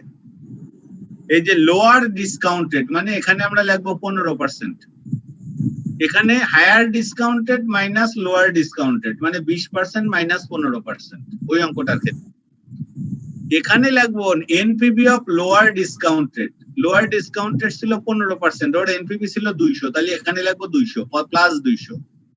ঠিক এইটাও তাই, এখানেও লিখবো প্লাস 200, আর এখানে মাইনাস দিব, মাইনাস দিয়ে কি আছে এনপিবি অফ হায়ার ডিসকাউন্টেড, ওইটা কত মাইনাস 1004, তাহলে মাইনাস আবার ব্র্যাকেটের ভিতরে মাইনাস 1004, মাইনাসে মাইনাসে প্লাস। ক্লিয়ার? জি স্যার। এখন এই অঙ্কটা দেখেন, ঠিক তাই করলাম, এই যে এখানটাই আইআরআর তাহলে কত বেরোলো, এই যে lower discounted 15, NPV of LDR 200, NPV of LDR 200 minus NPV of HDR, এই যে minus minus 1004 into higher discounted minus lower discounted সমান ক্যালকুলেশন করলে 15.83%। এইটাই হচ্ছে আইআরআর। আপনি এইটা দিয়ে এখন ওই যে ওই অঙ্কটা এই জায়গাটাই করে দেখেন, এখানে যে কোনো জায়গায় এই যে 15 কত বসাই অঙ্কটা করেন, দেখবেন যে এইটার মান প্রায় 0 চলে আসছে। এক্সাক্ট মিলবে না, কারণ এই যে আমরা বের করলাম ট্রায়াল এন্ড এরর মেথড, এইটাও কিন্তু এক্সাক্ট 100% না। তবে আপনাদেরকে বলে দিই, আমি কিন্তু নিজে যত অঙ্ক এগুলো করেছি এগুলো কিন্তু 0-তে নিয়ে যেতাম, এর একটা অন্য টেকনিক আছে, সেইটা আপনাদের আপাতত শেখার দরকার নাই, এইটাই শেখেন। এই জায়গাটাই করতে যায় এই যে 15.83 হলো, আপনি ধরছেন কত 20% আর 15%, কেউ যদি এখানে 18% আর এখানে 12% ধরে তাহলে ঠিক 15.83% আসবে না, অন্য কিছু আসবে 15.60, 15.50, দ্যাট ইজ অলসো 100% কারেক্ট। কিন্তু ওই যে অন্য একটা ধরে আবার পাশে বন্ধুর কাছে শুনেন না যে দোস্ত তোর অ্যান্সার কত হয়েছে, আমার সাথে তো মিললো না, সাবধান, তাইলে কোনো টেনশন মিলার দরকার নাই। আমি দেখতে চাচ্ছি যে আপনি এই প্রসেস বোঝেন কিনা, আপনার ওই জায়গায় 0 করার দরকার নেই। ক্লিয়ার? তবে সাধারণত দেখা যায় পরীক্ষার হলে যে সবাই এই একটা ধরে নিয়ে করে বসে আছেন। তা ঠিক আছে, তাহলে আইআরআর কিভাবে বের করে এই সূত্রটা খেয়াল রাখবেন, এটা কিন্তু আমারও অনেক সময় মনে থাকে না, তবে আপনাদের মনে অন্তত পরীক্ষা পর্যন্ত রাখতে হবে। IRR equal to lower discounted plus NPV of lower discounted, NPV of lower discounted minus NPV of higher discounted into HDR minus LDR। মনে রাখা কিন্তু খুব কঠিন না, একটু খেয়াল করে দেখেন। তাহলে আইআরআর কিভাবে করতে হয় এটা দেখিয়ে দিলাম, এইটাই সব জায়গায়, ওই যে আপনি চাকরি জীবনে যাইও দেখবেন যে এই ফর্মুলাই লাগছে। আর একটা আছে যে ওই যে সায়েন্টিফিক ক্যালকুলেটর, ওইটা ব্যবহার করার সময় এখনো আসেন নাই। এক্সেল শিটে রেডিমেড আইআরআর পাওয়া যায়, ওইগুলো কিন্তু রেডিমেড যেটা হয় অনেক সময় ওটাতে কাজ চলে কিন্তু উত্তর মেলে না, কারণ এখানে বাস্তব প্রবলেমের ক্ষেত্রে যে বিষয়গুলো বিবেচনা করা হয় ওইগুলো বিবেচনা করে তো তারা ফর্মুলা ডেভেলপ করে নাই, তারা স্ট্যান্ডার্ড ফর্মুলা ডেভেলপ করছে। সেই জন্য অন্ধের মতো ওইগুলো ইউজ করবে, এমনি কারণ তো কোনো কিছু ইউজ করবেন না, এইসব ফর্মুলা দরকার নিজেরা ডেভেলপ করতে হইতে পারে অনেক সময়। আমরা নেক্সট স্লাইডে যাই। আমার বেশি আমারও স্লাইড মনে হয় খুব বেশি নাই, দেখি। Find the IRR of the following project। দেখেন টাইম আছে 0, 1, 2, 3, 4, মানে এখানে লাস্টে আসবে 1 + r whole to the power 4, তার মানে n এর r এর মান 4 আসবে, অতএব এটাও ট্রায়াল এন্ড এরর। এখানে দেখেন 0 সমান -8, মানে 80,000 টাকা পাউন্ড ইনভেস্ট করলাম, পরে 4 বছরে এত পাউন্ড করে বছর বছর পেলাম। তাহলে এখানে কি হবে, এখানেও আমরা দুটো ডিসকাউন্টেড ধরবো। এই যে পরের পৃষ্ঠায় দেখেন, এখানে কিন্তু যখন আমি 5% ধরলাম তখন আসলে এইটা, যখন আমি 10% ধরলাম তখন আসলে এইটা নেগেটিভ, ব্র্যাকেট দেওয়া মানে নেগেটিভ। দেখেন 10% ধরলে কিন্তু মার্জিনাল প্রায় পয়েন্ট, তার মানে অ্যান্সার কিন্তু 10%-এর কাছেই হবে। আমার তো মনে হয় আর একটু যদি কমায় ধরা যেত তাইলে এটা 0 চলে আসতো। যাই হোক 10 আপনি মনে করেন 12 ধরলেন, তাতে কিছু আসে যায়। এই দুটো তাহলে কিভাবে করলাম, এইটা কিভাবে করলাম খেয়াল করেন, এখানে কিন্তু ডিসকাউন্ট রেট লেখি নাই। 80,000 জিরো টাইম, যেহেতু এটা যা আছে তাই লিখলাম। প্রথম বছরে 40,000 টেবিল দেখে আপনারা যদি প্রেজেন্ট ভ্যালু ফ্যাক্টরটা নেন, নিয়ে 40 এর সাথে গুণ করলে এইটা হবে 5% এর প্রেজেন্ট ভ্যালু ফ্যাক্টর, আর 10% এরটা দেখলে এইটা। টেবিলের একটা সমস্যা কি, মনে করেন যে এখানে 5% আর 10% দেওয়া আছে, টেবিলে এই দুটো কিন্তু পাবেন। কিন্তু আমি যদি দিই 11% আর যদি দিই 17%, টেবিলে এটা নাও পাইতে পারি। এই জন্যই বলছি টেবিলের উপর ডিপেন্ড করেন না। 40,000 ডিভাইডেড বাই 1 প্লাস আর হবে, মানে 40,000 ডিভাইডেড বাই 1 প্লাস 0.05 করলে এটা আসবে। আবার 40,000 ডিভাইডেড বাই 1 প্লাস আর এখানে কত, 1 প্লাস 0.10 এইটা আসবে। আবার 30,030 ডিভাইডেড বাই 1.05 স্কোয়ার, এখানে 1.10 স্কোয়ার। 20 ডিভাইডেড বাই 1.05 কিউব, এখানে ডিভাইডেড বাই 1.1 কিউব। 5,000 মানে 5 divided by 1.05 whole to the power 4, 5 divided by 1.10 whole to the power 4। লেখার পরে এগুলো যোগ করলেন, যোগ করলে এই দুটো পেলেন, একটা পজিটিভ একটা নেগেটিভ। এখন ওই দুই ফর্মুলা বসান, বসাইলে দেখেন কত আসে, 9.72, প্রায় 10 এর কাছে। বোঝা গেল? এটা অ্যাডার। এটা আবার একটু রিপিট করলে ভালো হয় স্যার। কোন জায়গাটায়? উপরে? স্যার উপরে যে আপনি দরকার হইলে আরো দুটো কলাম বাড়াইতে পারেন, যে discount rate at a rate of 5%, এখানে একটা কলাম দিতেন, আর এখানে দিতেন discount rate at a rate of 10%। তখন ওই ডিসকাউন্ট রেটের সাথে এটা গুণ করে এটা বসাতেন, আর এই ডিসকাউন্টের সাথে ওইটা গুণ করে এটা বসাতেন। স্যার আমি কি স্যার পার্সেন্টেজ স্যার আমার ইচ্ছা মতো ধরবো স্যার? পার্সেন্টেজ আপনার ইচ্ছা মতো ধরবেন, স্যার তবে অঙ্কটা চর্চা করবেন এই কারণে, চর্চা করবেন এই কারণে যাতে একটা পজিটিভ আর একটা নেগেটিভ আসে। দেখা গেল যেমন ভাবে নিলেন দুটোই পজিটিভ আসে, তখন আবার দেখবেন যে বাড়াবো না কমাবো। খেয়াল রাখবেন যে পার্সেন্টেজ যত বাড়াবো তত নেগেটিভের দিকে যাবে বা নেগেটিভ বড় হবে, পার্সেন্টেজ যত কমাবো হয় পজিটিভ হবে অথবা আরো বড় বড় পজিটিভ হবে। ঠিক আছে? জি স্যার। সেই জন্য এটা খেয়াল অঙ্ক প্র্যাকটিস করলে এটা বোঝা যাবে। অনেক সময় হয় কি যে অনেকে আবার খুব কুইক ক্যালকুলেটরে এটা আগে করে নিয়ে দেখে যে পজিটিভ হয় না নেগেটিভ হয়, তারা কিন্তু সেইভাবে এটা করে। আবার অনেকে আছে যে এটা এমনিতেই বড় বড় নেই, যে প্রথমে একটা আন্দাজে ধরে, আন্দাজে ধরলে মনে করেন আপনি এটা 10% ধরলেন, আগে আপনার 5% মাথায় আসেনি, আপনার আছে 10% ধরলেন, ধরলে এইটা আসবে, আরে এটা তো নেগেটিভ, তাহলে তো পজিটিভ আনার জন্য তাহলে তো 10% কম ধরতে হবে, আপনি 8% ধরলেন, দেখলেন এটা একটা নেগেটিভ আসলো, ওই দুটোতেই চলবে, ওই দুটোই এখানে বসাইলে এর কাছাকাছি আসবে। ঠিক আছে? ওকে, আর একটা অঙ্ক সেম, আর দেখেন তার অঙ্কটা কি 5% আর 10%, এই যে একইভাবে করলাম, এখানে আসলো 11.48। এগুলো আপনাদের বইতে কত নম্বরে আছে আমি জানি না, দেখে নিন যদি থাকে।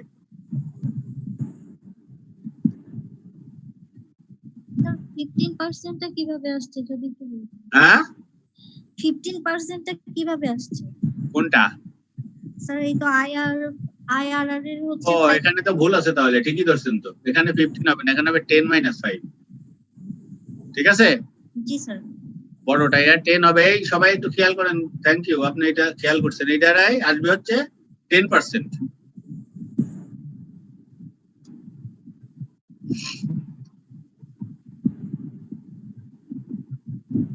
এই অঙ্কটার এখানটায় খেয়াল করেন, এখানে 10% আসবে। ওকে, তারপরে কি আছে? এখন আইআরআর দিয়ে আসলে অ্যাকসেপ্ট রিজেক্ট রুলটা কি, এটা অনেক সময় প্রশ্নে আসে, যে স্টেট এনপিভি এন্ড আইআরআর। এনপিভির ক্ষেত্রে যেমন বলেছিলাম যে if the NPV is positive, the project can be taken. If the NPV is negative, the project should not be taken. If the NPV is 0, should be taken. Mane, this is dependent on the willingness of the investor. যদি 0 হয়, 0 হয় মানে IRR এর ওই রেটটা।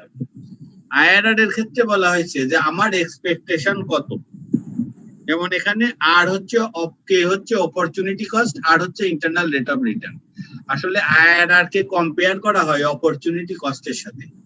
যেমন মনে করেন যে আপনি এই সমস্ত ঝামেলার প্রজেক্টে না যায় টাকাটা ইনভেস্ট করে রাখেন সঞ্চয়পত্রে, ওখানে বছরে পেলেন 11%।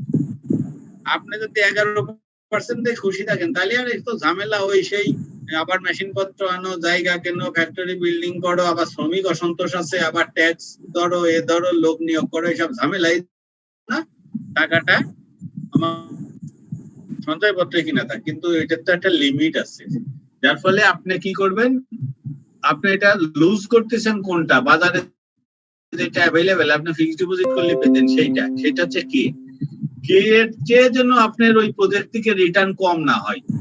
কম হইলে আপনি ডিসকারেজড হবেন। তাহলে আপনার ইন্টারনাল রেট অফ রিটার্ন কিন্তু এই অপরচুনিটি কস্টের চেয়ে যদি বেশি হয় তাহলে অ্যাকসেপ্ট দ্য প্রজেক্ট। যদি আপনার ইন্টারনাল রেট অফ কম হয় তাহলে রিজেক্ট দ্য প্রজেক্ট। আর যদি সমান হয় মে বি অ্যাকসেপ্টেড। ঠিক আছে? তবে একটা বিষয় বলে রাখি, in case of important projects which is related to the life savings of the countrymen or citizen, the test indicates that the project should be rejected but the project should be taken. যেমন আমি যে প্রতিষ্ঠানে আছি, আমি আছি ঢাকা ওয়াসায়, এখানে পানির project যদি হয় দেখা যাবে যে প্রজেক্ট রিজেক্ট করলেই ভালো হয়, কিন্তু আমি রিজেক্ট করলে তো মানুষ বাঁচবে না। এখানে কিন্তু এই অ্যাকসেপ্টেড ক্রাইটেরিয়া গুলা অনেকটা মানে আনইম্পর্টেন্ট হয়ে যায়। তারপরেও আমরা কিন্তু এটা করি কেন? এটিতে পানির দাম কত বাড়ালে, কত বেশি করে পানির দাম মানে প্রাইসটা হায়ার করলে পরে আমার IRR এইরকম অপরচুনিটি কস্ট থেকে বেশি হয়। এটা জাস্ট একটা অ্যাসেস করার জন্য। কিন্তু যদিও আমরা জানি যে ওই রেটে সরকার জনগণকে পানি দেবে না, তার চেয়ে কম পয়সায় খাওয়াবে। এইরকম কিছু আছে, যেমন মনে করেন যে একটা প্রাইমারি স্কুল দেবে সরকার, এটা ক্যালকুলেশন করে দেখলো যে পুরাটাই লস, মানে ফিনান্সিয়াল অ্যানালাইসিসে এটা ভায়াবল না, কিন্তু আমাকে এটা দিতে হবে। কেন? কারণ আমার মানুষগুলাকে এডুকেটেড করতে হবে, তাদের লেখাপড়া শিখাইতে হবে।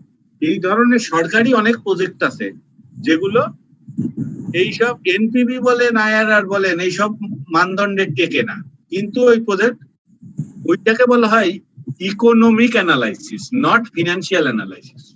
ইকোনমিক অ্যানালাইসিস কিন্তু আরো অনেক কিছু বিবেচনা করে, পরিবেশের উপরে এফেক্ট আছে কিনা, লোকজন এডুকেটেড হচ্ছে কিনা, মানুষের ফসলটা এক জায়গায়, যেমন পদ্মা ব্রিজ হলো, মানুষের ফসলটা আমার ওই পার থেকে এই পারে ঠিক মতো সহজে, যেমন যমুনা ব্রিজের ক্ষেত্রে হয়েছে।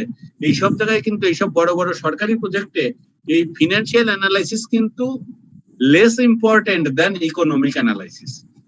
এইগুলো আপনারা একটু ফিনান্সিয়াল ম্যানেজমেন্টে ভালোভাবে জানবেন। এইটা গেল হচ্ছে আপনাদের অ্যাকসেপ্টেড ক্রাইটেরিয়া, এটা একটু জানবেন। মিউচুয়ালি এক্সক্লুসিভ প্রজেক্ট বলা হয় যে আমার সীমিত টাকা আছে, কিন্তু আমার প্রজেক্ট অনেক আছে যেগুলো আমি গ্রহণ করতে পারি, কিন্তু আমার তো ইনভেস্টেবল ফান্ড কম। তখন দেখবো যে আমি কোন আমার টাকার মাপে কয়টা প্রজেক্ট নিতে পারবো। প্রথমে যদি দেখি যে একটা, তাহলে সবচেয়ে বেশি IRR যেটা আছে সেইটা নেব। ওটাও নেওয়া যায়, তাহলে দেখবো যে সেকেন্ড হাইস্ট IRR কোনটা আছে সেইটা নেব। এইটাই বলে মিউচুয়ালি এক্সক্লুসিভ প্রজেক্ট হচ্ছে আমি যদি একটা নিতে পারি আর একটা ত্যাগ করতে হবে, একটা দুটো একই সঙ্গে নিতে পারবো না, একটা নিলে আর একটা বাদ, এই বলে মিউচুয়ালি এক্সক্লুসিভ প্রজেক্ট। আর ক্যাপিটাল রেশনিং বলে যে ওই ধরনেরই, যে একটা দুটো পজিটিভ আসতে আমাকে বাদ দেওয়া লাগছে। এই যে আমার ক্যাপিটালকে যে ভাগ করে আমি সবচেয়ে প্রজেক্ট গুলাকে ইনভেস্ট করছি, এইটাই হচ্ছে ক্যাপিটাল রেশনিং। এরপরে লাস্ট স্লাইডে আছে NPV method and IRR method comparison. What is better? The NPV and IRR rules always lead to identical decision as long as two very important conditions are met. এই দুটো condition যদি meet করে তাহলে দুটো একই ধরনের রেজাল্ট দেবে, যেটাই এনপিভি পজিটিভ সেটা আইআরআরও অপরচুনিটি কস্ট থেকে বেশি আসবে। তাহলে কি সেটা cash flows must be conventional. Conventional cash flow মানে চলতি ক্যাশ ফ্লো, মানে হচ্ছে যে প্রথমে ইনিশিয়াল ইনভেস্টমেন্ট থাকবে, এটা নেগেটিভ, আর সারা জীবন শুধু পজিটিভ ক্যাশ ফ্লো আসবে, কনভেনশনাল ক্যাশ ফ্লো। আর একটা কি, the project must be independent, the decision to accept or reject one project does not affect the decision to accept or reject any project. ওই যে mutually exclusive party, একটা project নিলে এই প্রজেক্টের ডিসিশনটা অন্য কোনো প্রজেক্টকে এফেক্ট করবে না। যদি এইরকম হয় তাহলে এই আইআরআর পিভি দুটো একই ধরনের রেজাল্ট দেবে, দুটোই আমি অ্যাকসেপ্ট করতে পারি। এরপরে আরো কিছু কথাবার্তা আছে যেগুলো আপনাদের এখানে সিলেবাসে নাই, সেটা হচ্ছে যে যদি অনেক ক্ষেত্রে আসে একাধিক আইআরআর আসে, কখন আসে তো সেটা আমি এখন বলছি না, সেই ক্ষেত্রে আমি কনফিউজ হতে পারি। সবচেয়ে ভালো মেথড হচ্ছে এনপিভি মেথড, এইটুকু শুধু বলে রাখলাম, এখানে এটা জানার দরকার নাই। তো এই হচ্ছে বিষয়টা। এখন হচ্ছে যে আমার এইটা শেষ হলো, আপনারা এখন যদি কোনো প্রশ্ন থাকে বলেন, আমার এখনো প্রায় 4 মিনিট সময় আছে।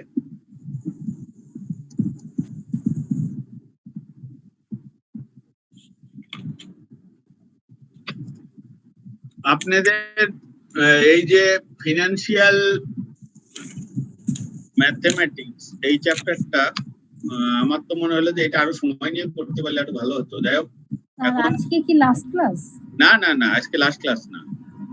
আপনি মনে হয় প্রথম দিকে আজকে ছিলেন না, একটু দেরিতে আসছেন নাকি? ওই আজকে লাস্ট ক্লাস না, আগামী কাল আছে নাকি? আগামী কাল কি বার পরে? আগামীকাল হলো সোমবার। হ্যাঁ, সোমবার 6টার সময় আছে, তাই না? সোমবার 6টায় আছে। আমি কালকে হচ্ছে 27 তারিখ, কালকে আছে 6টার সময়। কালকে নেব হচ্ছে ওই, এটার নাম কি, স্প্রেডশিট অ্যানালাইসিস না? হ্যাঁ, স্প্রেডশিট। স্প্রেডশিট থেকে কি স্যার ম্যাথ আসে? হ্যাঁ, স্প্রেডশিট থেকে কি স্যার ম্যাথ আসে? আসে কোশ্চেন দেখেন নাই? আসে, ম্যাথের মতো কোশ্চেন আসে। জি স্যার, ম্যাথ আসে স্যার। আর মঙ্গলবারে হবে লাস্ট ক্লাস, মঙ্গলবারেও 6টায় আছে। ওই ডেটে আমি একটু ওই যে আপনাদের কোনটা ধরলে ভালো হবে স্যার? প্রবাবিলিটি। তাহলে প্রবাবিলিটিটা আমি পরশুদিন একটু হালকাভাবে দেখাই দেব। তালেব আছেন নাকি? তালেব, তাহলে আপনাদের আর যদি কোনো প্রশ্ন না থাকে তাহলে আমি হ্যাঁ খুশছিলেন। হ্যাঁ হ্যাঁ ওই আমি আজকের মতো শেষ করে দিতে যাচ্ছি স্যার। জি স্যার, আজকে আপনার ক্লাস কয়টা হলো স্যার? আর ক্লাস আছে 2টা 20টার ভিতরে, আর 2টা আছে কালকে আর পরশুদিন 6টা থেকে 2 দিনই। আচ্ছা ঠিক আছে স্যার। এবং স্টুডেন্টদের সাথেও আমার কথাবার্তা হয়ে গেল, কাল এবং পরশুদিন আমি কি কি পড়াবো। ঠিক আছে? Okay sir. তাহলে ঠিক আছে, সবাই ভালো থাকেন, স্যার সাবধানে থাকেন। স্যার প্রথম দিকের ক্লাস যেগুলো ম্যানুয়ালি করছিলেন স্যার, সেগুলোর কি কোনো আবার রিকভারি করার কোনো সুযোগ আছে স্যার? কোনটা? প্রথম দিকে গিয়ে কিছু ক্লাস যেটা হয়ে গেল স্যার, যেটা ফিজিক্যালি করছেন, মানে ওই যে যেটা আমি ক্লাসে থেকে করাইছিলাম প্রথম দিকে স্যার, প্রথম দিকটার ক্লাস স্যার, প্রথম 2টা মানে প্রথম দিকের একদম ফার্স্ট ক্লাসগুলো আমরা মিস করছি স্যার। ও মানে এই যে অনলাইনেরই ফার্স্ট ক্লাস যেগুলো ছিল, অনলাইন না স্যার, ম্যানুয়ালি করছেন নাকি? ও ম্যানুয়ালি, জি স্যার। ওইটা তো ছিল বেসিক ম্যাথ আর হচ্ছে প্রবাবিলিটি। স্যার অনলাইনে আমার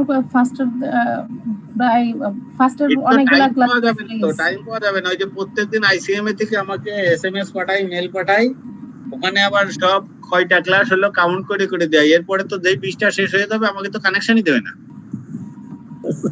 স্যার প্রথম দিকে কোন কোন চ্যাপ্টার করানো হয়েছে স্যার? ওই বেসিক ম্যাথ আর প্রবাবিলিটি। আর প্রবাবিলিটিটা আমি আপনাদেরকে ওই দিন একটু দেখিয়ে দেবো। স্যার সীমার বই থেকে দেখলেই হবে? হ্যাঁ, সীমার বই থেকে দেখলেই হবে। সীমার বই থেকে উত্তর প্রশ্ন না আসলেও সীমার বই দেখলে আছে, সেখান থেকে উত্তর দিতে পারবেন আশা করি। Thank you sir. ঠিক আছে, তা ঠিক আছে, সবাই ভালো থাকেন। ওকে, আসসালামু আলাইকুম। নমস্কার। আদার স্যার